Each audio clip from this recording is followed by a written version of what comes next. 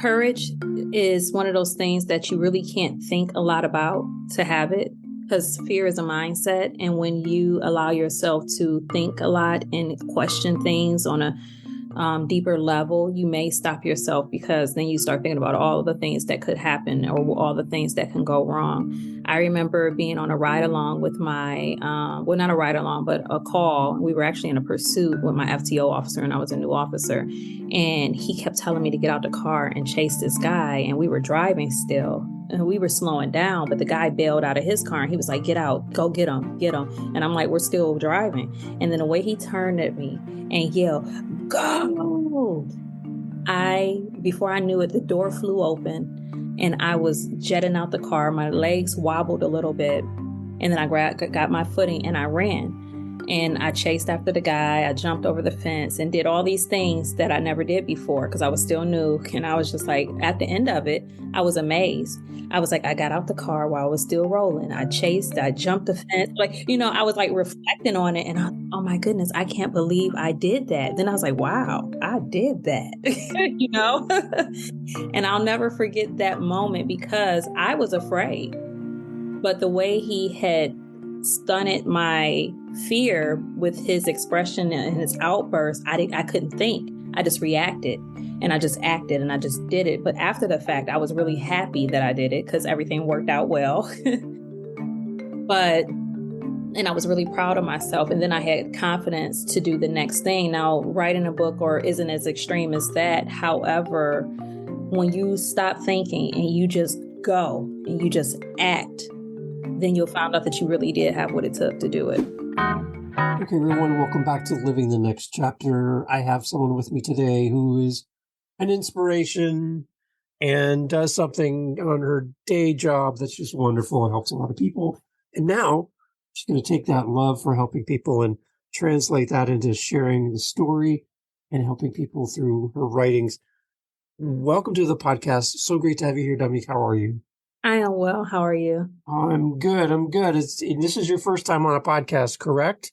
Yes, it is. Okay. All right. Okay. So there's some rules, some ground rules we didn't talk about. You have to keep your hands inside the car at all times during the recording. Make sure you have your seatbelt on. All right. We want safety here during the entire podcast recording. You're okay with that? Yes. Okay. All right. All right. So you're used to following rules and enforcing them. So that's kind of cool. Tell everybody where you are in this great big world of ours. I am in the great state of Ohio. Ooh, Ohio. It has the O at the beginning and the O at the end. Ohio. Yes. Is great. Wonderful. Have you grown up in that part of the world? Yes, I've been here my entire life. Okay, good. Tell me something great about Ohio that you just love. I love that we have all 4 seasons. We get spring, summer, fall, winter. We don't miss a beat. We get them all. Okay, and your favorite season is? Fall. Oh, okay, so there you go. I agree with you totally. We have all 4 seasons here in Canada. Fall is my favorite as well.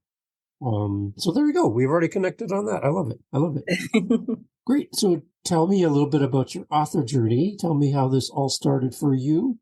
What happened? Did you wake up one day and go, you know what? I got a few minutes. I'm going to become an author. Is that how it all started? So I knew at an early age, I wanted to write a book. I told everyone I'm going to write a book. And then it was just a thing I said, but I never actually wrote a book. And then I sat down to try, and it was really, really hard. And I was really young. I was about a teenager, and I was like, oh, this is difficult. And I didn't necessarily stop because it was hard, but I kind of got distracted by life and just went on to other things. And then in adulthood, I'm a police officer. So I had an assignment working with children, and working with kids was tough because I would always get so many different stories from them and things that was going on in their personal lives because they felt so open and felt safe talking to me. So they would just tell me things that they wouldn't tell other people, and it would weigh heavy on me. So when I would go home, it was hard for me to sleep. And one night I just woke up or got out of the bed and went downstairs and started writing on my tablet. What originally was supposed to be just just journal writing and talking about things. Like I started telling a story about myself, and then it evolved into a character that was not me. And then other people showed up in the story that I don't actually know. But eventually I realized I was writing a book and it wasn't as hard as I thought. It just started flowing out of me. So the desire was there. And then one day it's like my soul just opened up and I was just writing a book. And I wanted the book to be something that I can give to those kids that I was interacting with on a regular basis in my career field, to give them the tools and information that they necessarily wouldn't get from the people around them or know where to go find the information. And so I created a character that they could relate to and gave her a wise auntie that gave her some life advice to help her through some of her trauma and troubles so that she can grow and evolve to be what she wanted to be. And then she realized by the evolution of the story that she was never waiting on anyone else to show up for her. It was her all along. She had what she needed. So as a first responder, having an outlet like writing, for example, do you find that is that a comfort to you to kind of have a place to go to and kind of get these thoughts out of your mind and find some peace maybe with some of the things that you interact with on a daily basis? Absolutely. It's one of those things that you have to have a release because it's a lot of trauma, a lot of stress that you endure every day. And I notice when people don't have meditation, a spiritual practice, a writing practice, hobbies, or things outside of the job that give them some type of satisfaction, release, and it causes for people to have built up anger and tension within themselves or stress that is unexpressed. And then it just builds up over time and they're just not the happiest or easiest people to be around. So what have you learned about yourself as you've been writing your book? Anything kind of come to light and you've learned new lessons about who you are as a person? Yeah. So as I always say, my own ears is closest to my mouth. So as I learn lessons or teach lessons, I too am teaching myself. I also get to see depths of myself that I didn't even know was there because writing causes me to pull out of me things that are buried and allows me to tap into them and pull them out. Because once you start to write, more thoughts generate more thoughts and they all start to unravel and you get to see like, wow, I didn't know I was so profound. Mm-hmm. Are you an avid reader yourself? Do you like to read? Yeah. So I read books a lot as a kid and I used to get teased because every time my friends and family or anyone saw me, I would have a book in my hand. I used to take books with me everywhere. And they were like, why you bring a book? And I'm like, I don't know. I just carry them around all the time. And I remember borrowing a book from my friend who lived next door. And her mom was like, you have to bring it back. And I didn't know what timeline she was talking about. And it was an Oliver Twist book and it was 300 and something pages. And I was about 8 at the time. And so I took it home and I read the whole book. And I took it back over there later on that evening. And her mother was like, you did not read this whole book today. And I was like, yes, I did. You said I had to bring it right back. So I didn't understand her timeline of bring it back. So I just brought it back the same day. I finished it and brought it back. But I've always loved reading. Yeah. Okay. So as a reader, what does the act of reading do for you when you were younger? How did it open up your world for you? It gave me an entire new world to dive into. So in my household, I was the youngest. My sisters were 14 and 13 years older than me when I was born. So, or 12 and 13 years older than me when I was born. So they weren't really there to play with me. They were living their own lives and was doing what teenagers do. So I kind of was the only child, even though I was the youngest. And having the books was just, I was always entertained. I was never bored. And even though I didn't have like siblings necessarily, having the stories to dive into just livened up my life. How did your love for reading then impact you as an author? How do you kind of transfer from being a reader and now being the one that creates the book? Since going into books were so impactful for me, like I remember Judy Blume, Are You There, God Is Me, Margaret. I even pray like that sometimes, like, Are you there, God Is Me, Dominique. R.L. Stein books. I loved all the Goosebump books and everything. And so since reading did so much and I learned so much from different stories and it impacted me in such a profound way, I know that if you write the right story and the right person will find it and get what they need. So I decided to take that information that I had and wanted to put it in a story for the right person to read it and get what they need from it. Because sometimes you can't talk to people, and when you talk at them, they shut down. Yeah. But if you put it in a way that they can receive it, the seeds are planted. Is there any training from your day job, your career, that can translate over into being an author? Is there any kind of stuff that you can pull from that background and all the expertise that you've learned through your job? Well, just dealing with people on a daily basis. We don't meet people at their best. We usually tend to meet people at their worst when they're going through some different experience that requires them to receive external assistance because they can't do whatever they need done on their own. And also we write reports. 90% of the job is paperwork. And I always used to tell people when I was training them that we are just the storytellers. It's not our opinion that goes in the report. We don't write whether we think they're being honest or deceptive. We'll just write what they told us as their statements, and we'll write what we observe as, our observations. But if we weren't there at the time, we can't say like, well, I don't believe what they're saying or so on and so forth. So I always say like, hey, we're just the storytellers. We have to leave our feelings and our opinions out of it. It doesn't matter if they were nice people or not. We just tell their story. And so with that mindset of just telling their story, it kind of taught me how to step outside of myself and just say what needs to be said and tell someone's story from their perspective, regardless of if I could relate to why they made the decision that they made or not. It's just their perspective matters.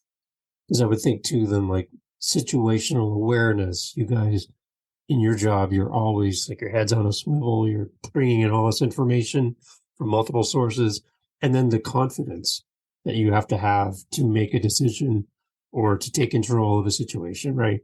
All that kind of stuff would also be maybe some assets in your background that would translate into writing, because I think a lot of new authors lack confidence, for example, in what they're doing. Well, what I've learned through my experience actually in the career field is that before there is confidence, there's actually courage, because courage is the thing that you need in order to put yourself out there in order to do whatever it is you need to do. But confidence is the thing that comes after, because then you could trust yourself. Then you know that you can do what it is that needs to be done. But courage is what you need, because you don't know if you can do it or not until you're courageous enough to just jump out there and do it. So for a new author that's lacking in courage, from your perspective, what kind of things would you say to them to encourage them to develop that courage? Courage is one of those things that you really can't think a lot about to have it, because fear is a mindset. And when you allow yourself to think a lot and question things on a deeper level, you may stop yourself, because then you start thinking about all of the things that could happen or all the things that can go wrong. I remember being on a ride along with my, well, not a ride along, but a call. We were actually in a pursuit with my FTO officer, and I was a new officer.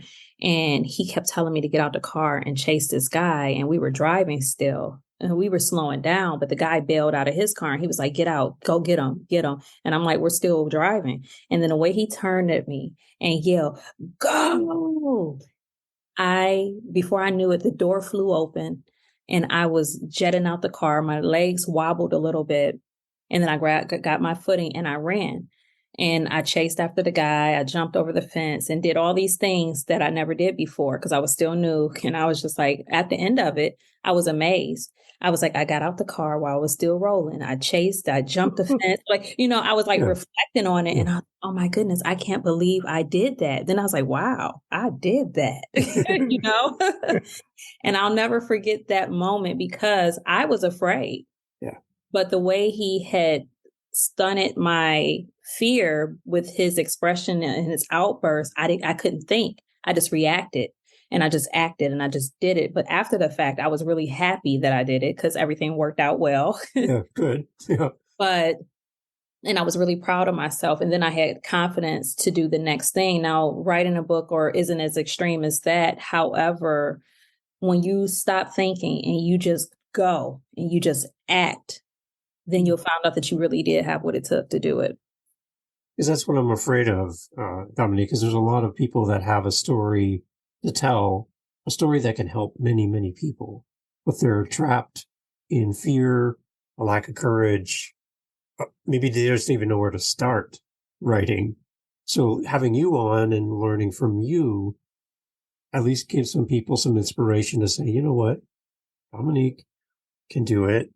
I just need somebody to look over at me in the car and just yell, go, just like happened for you, right? Yeah. And sometimes that go is your own inner voice. If you keep having this gnawing feeling that you need to write this book, if you have a story to tell, then just sit down, take a few minutes, and you don't have to write it all at once, but just get it started. Just write down what's coming to you, what your ideas are, whether it's in as the character or if it's about the character, whether it's as yourself, just saying, I want to write a book about X, Y, and Z, or if you just sit down and just start talking as if you are someone else, or if our alter ego or whatever, like Beyonce has Sasha Fierce. Yeah. She says that Beyonce doesn't go on stage. Sasha Fierce does, Even if you have to develop an author pseudonym and an alter ego and say John isn't writing, Ricky Ricardo or whoever, just coming up with a name is the one that's sitting down and writing, it's just coming up with whatever strategy will work and motivate you to do it. And then also, no one knows what you're doing. You can keep it to yourself and just be your own private little thing. You don't have to share it with anyone until you're ready, and just make it something that you go to. And I used to wake up at 4:00 in the morning just to write before I went to work. And I used to always tell myself, I'm not working for anyone else today until I work for myself first. And so I will wake up every morning extra early. And that's also when the house is the quietest because I have kids too. So I will wake up extra early and get it done. And it was something private for me. No one at work knew I was writing a book. I didn't go around and say, yeah, I'm writing a book, because it wasn't their business, one. And two, it was just something for me. And then one day I felt like I had everything that I could put in it and all that I knew to do with it. And then I reached out to a publisher and said, hey, would you be interested in this book? And they loved it. And so the rest went on from there. But yeah, it just started with me dedicating to myself and saying, I'm just going to write. Nice. Okay. So let's go into the book. Let's talk about what you've written, and let's give our listeners an idea of maybe what they can find when they pick up your book. Okay. So tell me about the title of your book. Stormey Knights is actually my character's name. Her name is Stormy, and Knights with a K is her last name. She's growing up in the inner city. She has a mom who's addicted to drugs. She doesn't know her father. Her and her sister used to be best friends, but her sister is now dating a drug dealer and lost in her own world. And Stormy and her have grown deeply apart. And her Aunt Jewel had took Stormy in. She came and saw how she was living, and she's like, no, this can't go on. She took Stormy in and decided to be her mentor and her guide and guardian and help her through transition through womanhood and life. And as Stormy is navigating through her world, she decides like she wants to be a painter. She wants to be an artist. And as she gets more sure what she wants in life, she starts looking at the people around her, wondering if she should go follow her own dreams or try to save the people around her. And it becomes a conflict within herself of choosing herself or choosing her friends and family. So is there any parallels between your characters and your own personal journey? Not totally. However, growing up with much older sisters, I can't relate to Stormy in that way, but just watching the kids that I interact with on a daily basis, somehow I can see myself in everyone. We all have spiritual lessons that we have to learn in this course of life, and they don't show up the same.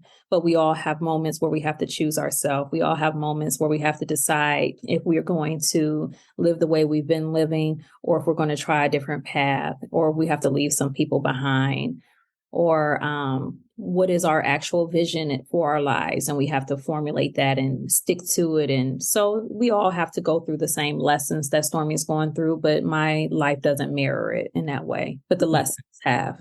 Okay. What about some feedback on the book? What have you heard back from readers? Anything that's been encouraging, anything that's been challenging to hear as well? You know what? I have not received not one negative, or even what I consider to be constructive criticism about the book. I've waited and I was anticipating it, and I was going to take that information and make the next book better. And I've received positive feedback from everyone. And I'm like, are you all just being nice? Maybe you don't want to get a ticket. Maybe, I don't know. Maybe something there. And so my publisher, she submitted the book for the Book Fest competition. And she said it was over 800 entries. And for my category, I won second place. Wow. So I thought that was amazing for my first try at being an author. So that was very exciting and reassuring. Yeah. So so the feedback I anticipated on getting, I never received. It was better than what I hoped. So, okay, how does that make you feel now? It's a little surreal. Okay. I'm still coming to terms with, because I think sometimes we don't see ourselves clearly. And that goes back to some of the authors we were talking about, the new authors that want to start. A lot of times, because we never did a thing before, even though it's a burning desire within us, we don't know what it looks like when we do it.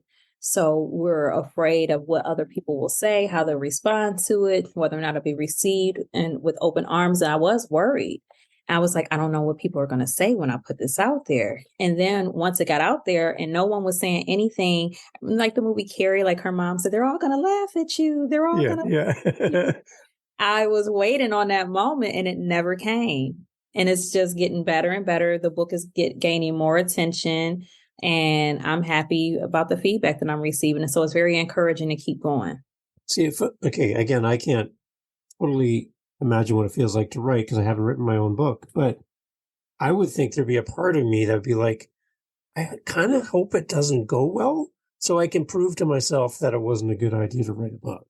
Like if I get bad feedback or it doesn't sell, or I'd be like, see, I told you to myself. See, I told you so. It was a bad idea to do this.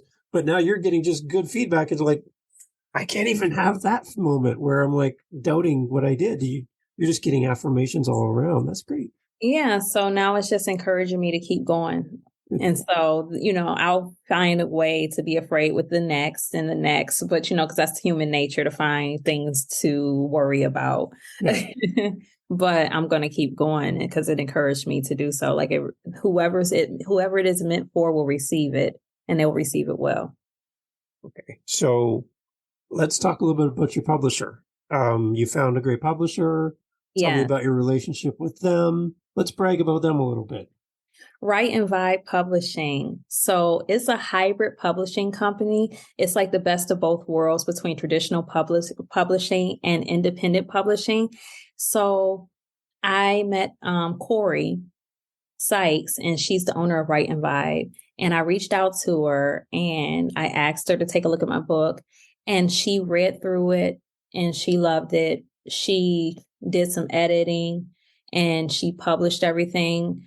And it was like once she got it in her hands, it was from there, it just took off because it was traditionally published. So it went to all the major sites. It went to Amazon, Barnes and Noble, Target, Walmart, Books A Million, and this other bookstores too. It's in a couple of local libraries here already.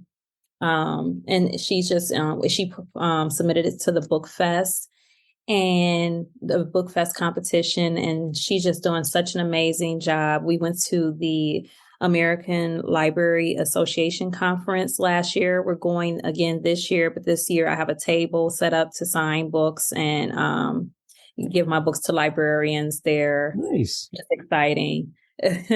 So she's amazing. Okay, so what does that feel like then to be now in libraries and know your book is out there in the public? How does that make you feel as a new author? I'm telling you, it's an amazing and surreal feeling that I'm still adjusting to because I wanted to be an author since I was a teenager, but I didn't become one until maybe more than double the time from when I claimed it. So and but it was always a desire within me. So it's like when you reach your destiny, like when you fulfill your destiny and say, like, this is something I was destined to do. This was always my purpose. And it's very liberating. It's liberating. It feels good. It's Well, free. imagine like hearing one of your favorite authors when you were a child on a show like this talking about their books, and you're listening to their voice going, I love their book. Like I carry it around me everywhere I go. I carry their book with me, and now I get to hear their voice on a show like this and hear them talk. Now, for you, there's people who feel that way about you. They have your book on their coffee table and their nightstand. They carry it around with them, and they're hearing you talk. Quick What would you say story. to them? Well, I didn't meet him, but I went to the American Library Conference last year and R.L. Stein was speaking. Yeah. And I got up to the mic and I thought I was going to just talk and say something nice about thank you. I sobbed. I cried like a baby. I did not know why I was crying. I could not stop. I was like, oh my goodness. I just loved his book so much growing up, and I didn't even realize how much of an impact seeing him would have on me. But I was just going to say, I loved your books and thank you. And next thing I was just crying. I'm like, oh my goodness. I was like, I had no control. I was trying to justify and explain it away after I sat back down in my seat. Like, I don't know what happened. But But now it was such an amazing, overwhelming feeling to see. It's like nostalgia, like, my childhood author, because I had all of his books, had a bookcase filled with his books. But now you can be that for someone picking up your book. That's got to be a very weird and interesting and happy feeling to know that Yes. somebody treasures your book the same way now. Yes. That's surreal. I'm telling you, it's just really like a feeling that I can't really explain, Yeah. but it feels good. Yeah. It feels good to be published. It feels good to have my book out there. And it really feels amazing to have such positive feedback about it. And I am looking forward to hearing more feedback, especially from younger people reading the book. So what's the target age for your book? 14 to 25. Okay. However, even though I wrote it with that in mind, with that age group in mind, the adults that read my book get a lot out of it too. Like, some people are slow readers and they like, I have to digest this. Like every chapter is like something to receive, something like a lesson in every chapter. And I didn't expect the adults to get with the story the way that, because I wrote it with a younger person's mindset and what I think a younger person would be going through. And just to see so many adults read it and get so much out of it, I just thought it was amazing too, because I was like, I didn't even know who I was writing it for. Technically, I had a kid in mind or a teenager in mind, but most of my adult readers are just as engaged with the story as the younger readers. Wow. Okay. So having a book now as a published author, what kind of doors open for you personally that maybe wouldn't have opened if you didn't have a book? Is there anything on the horizon you're like excited about that you maybe speaking or something like that you can do? Well, I do have a couple of engagements where I'm doing like book signings, which I wouldn't be doing if I didn't have a book. Yeah. And doing this podcast is something that opened up to me because of the book. Nice. And yeah, I'm just going along with the ride and seeing all the opportunities that's coming towards me, but mostly it's interviews and podcasts and book signings and things of that nature. Because your love for the kids that you interact with during your job and in your career, I could see that having a book might open the doors to maybe speak to a class, like a English or a writing class in a high school, or help kids that are struggling in areas where you think because of who you are and with your position as police officer, but also as a writer, you have a nice, interesting mix to be able to go into a school setting and speak to a classroom or a group of students. Yeah. It could open some doors for you in the future. For sure. Right. And that's actually one of my goals, because I work still in the same city. I don't work in that school anymore, but I used to be the school resource officer in the high school. And I gave my book to the principal there. So that is one of my goals, to take some of that, take the time to go into classrooms and talk to the kids and go over some of the things that's in the book. Yeah, because I think again, you're pulling in from different resources in the sense that you have your job and the author thing. I just think that's a great combo that And you I was have. very It's unique. intentional when I wrote it to make sure there were no profanity in the book and anything like that, just to make sure I was very intentional about that, to make sure that it was clean so that it would be able to be received in schools. Any feedback from your partners at work about what you're up to? My chief, actually, he was my first reader. Wow, that's great. Yeah, he was the first one. He read it first and he loved it and gave good feedback. And I was teasing. I said I should put him on my marketing team because everywhere we go, he tells people that I'm a published author and he's like advertising for me. And he's like, well, you need to tell people about your book before I can. But he does before I can even say anything about it. He's telling everyone about it. So that's amazing. That's a great resource and a great support for you. That's awesome. Yes. Amazing. Okay, so you have this book now, you have a career, and I feel like you're at like somewhat of a crossroads, like how this book is so successful. It sounds like another book's coming just by listening to you. Where do we go from here? Like, are you going to start writing something new? And tell me where the story goes from here. So Stormy's story is written, and Stormy has a sister named Sky, and her story's next. Okay. Okay. Any sneak peek? Anything you can tell us about Sky? Well, she's in the book, so if you read the first book, you'll know all about Sky. Okay. All right. Yeah, so her conclusion, because it kind of leaves with Sky part of her story on a cliffhanger. So we're gonna go into her story a little bit deeper. So where are you at in writing that next chapter? I don't have a release date yet, but I feel good about the place that I'm in with it. Okay. It's good. Yes. So there's a plan. There's always a plan, right? There's always a plan. Right.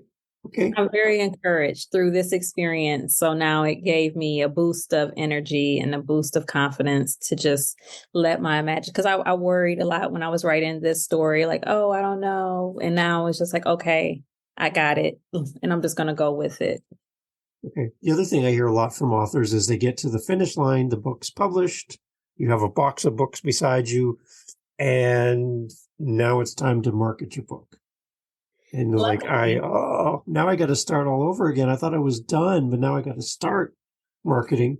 So you have all those signings, right, and everything. So what's up for you? Having Corey or Write and Vibe Publishing, I'm telling you, is one of the best decisions I ever made. She does so much on my behalf. Good. I wouldn't be as far along as I am if it wasn't for Write and Vibe Publishing.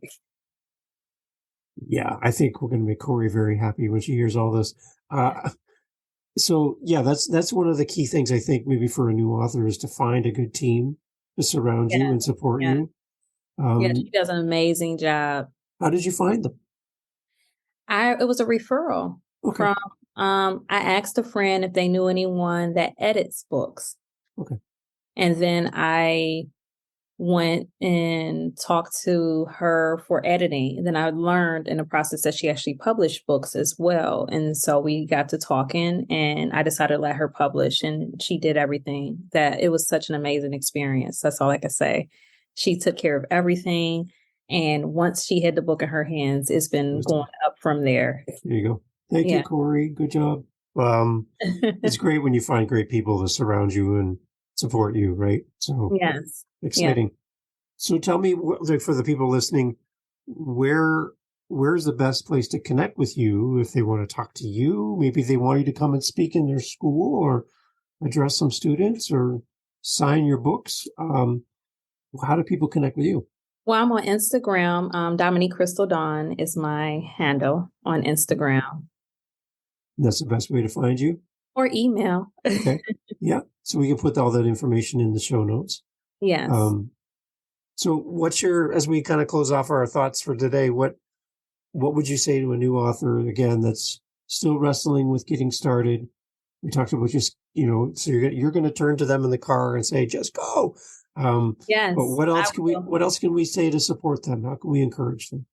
Just start writing because even if you're not the best at English, say is like with your punctuation, everything, that's what editing is for. Yeah. So don't worry about the small stuff. Just tell the story. whatever the story is that's inside of you, just tell it. Because if you're worried, then you're probably thinking too much about yourself and being too self-conscious about how you'll be received and what people will say about you. But the reality is, if you actually worry and think about the person that the book is for, then you'll be encouraged to keep going, because everybody has a story to tell. And some people can't receive information from just anyone. They have someone in particular that they need to hear from, and that someone in particular may be you. Yeah. Awesome. Great advice, Dominique. Thank you so much. And as well, I have friends and relatives that have served their community as you have done for so long. Thank you for what you do. Huge respect for people who run towards things where people run from.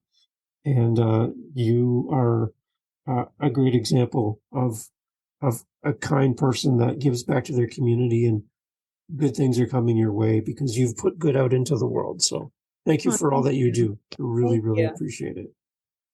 Thank you so much. So you did it. There you go. Your first interview on a podcast. How do you think you did? I don't know. I was going to ask you. You did awesome. And we're still recording. You did awesome. And I think everyone listening would agree. And what I would suggest is, when you go buy Dominique's book, because you are going to buy Dominique's book, that's simple, that you do leave a review wherever you purchase it, and that you reach out to Dominique as well and just let her know that you heard her on the podcast and how much you love her book. Let's all come around and support Dominique and the next book as well. Dominique, thank you so much for being part of the podcast. It's great to meet you. And Corey, thank you so much for helping Dominique share her story. Yes. Love to have you back for the next one. Right in Vibe Publishing. Right? Without her. Right? Okay. And Dominique, I'm holding the door open for you. You got to come back and talk about the next book, okay? Okay. Thank you so much. Right. I will do. Perfect.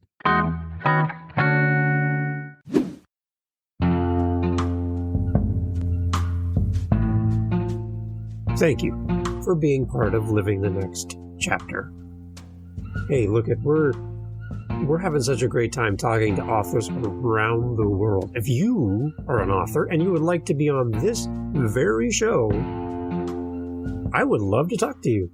livingthenextchapter.com, livingthenextchapter.com, livingthenextchapter.com is the best way to get in touch with us. There you'll find our social media and blah, blah, blah, la-di-da, and such. You, author, soon-to-be author, new author, currently writing your book author, published author, we need you here. The seat's empty, microphone set up, we're waiting for you. livingthenextchapter.com. We would love to have you on the podcast. Yeah, I'm talking to you. Yeah, you should be here. See you at livingthenextchapter.com.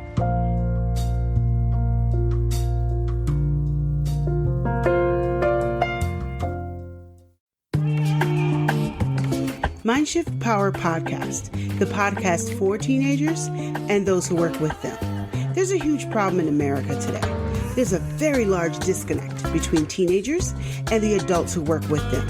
I'm looking to bridge that gap with real, raw, honest conversation, not held back by the chains of political correctness. You cannot solve a problem you do not understand. Want to understand teenagers today? Listen to this podcast. This podcast is for teens in the U.S. and Canada. To learn more, go to fatimabay.com/podcast or just look for Mindshift Power Podcast on any listening platform. I look forward to you being a faithful listener.